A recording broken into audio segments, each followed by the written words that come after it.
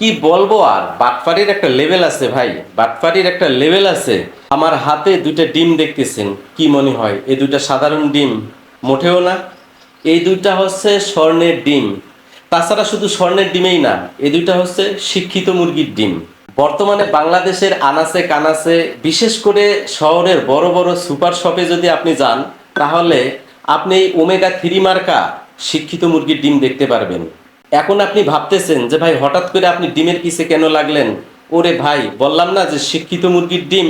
কারণ এই ডিমের দাম প্রতি হালিতে 40 থেকে 55 টাকা বেশি। আপনি একবার ভাবেন তো, আমাদের দেশে সাধারণ বাজারের ডিম 50 থেকে 55 টাকা, কিন্তু যখনই আপনি এই স্বর্ণের ডিম, ওমেগা মার্কা ডিম কিনতে যাবেন, তখন আপনাকে গুনতে হবে 90 টাকা হালি। তার মানে বোঝা যায় এই ডিমগুলো যে মুরগিরা পেরেছে, তারা কিন্তু মূর্খ মুরগিরা। তারা হচ্ছে শিক্ষিত মুরগি। শুধু শিক্ষিত না, তারা ইংল্যান্ডের অক্সফোর্ড ইউনিভার্সিটি থেকে লেখাপড়া শেষ করে বর্তমানে আমাদের দেশের সোনারগাঁও হোটেলে তারা অবস্থান করতেছে।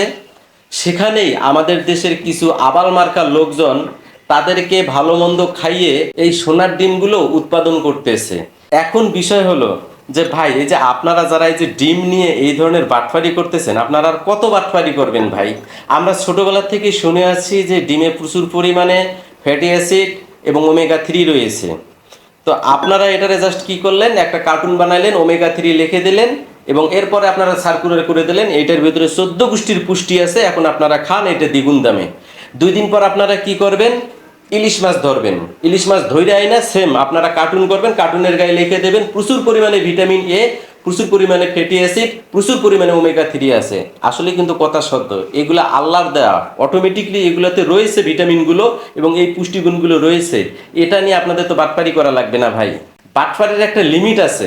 আপনারা ডিমে যেরকম করছেন, আপনারা পরবর্তীতে ইলিশ মাছের ক্ষেত্রে এরকম করবেন, কচুরলতির ক্ষেত্রে এরকম করবেন।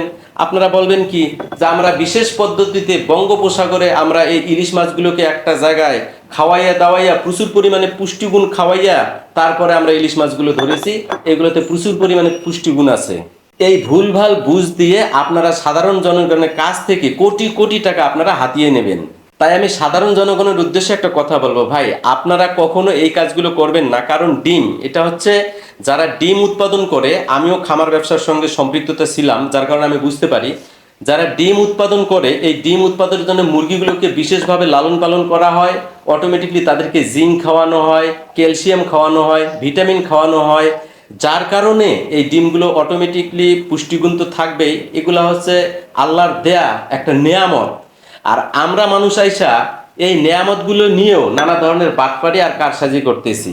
তো দর্শক, আপনারা যারা আমার এই ভিডিওটা দেখলেন, আপনারা কি কখনো এই শিক্ষিত মুরগির ডিম কিনেছেন কিনা? অবশ্যই আপনারা এই ভিডিও কমেন্টে গিয়ে জানাবেন। সবাই ভালো থাকবেন। আল্লাহ হাফেজ।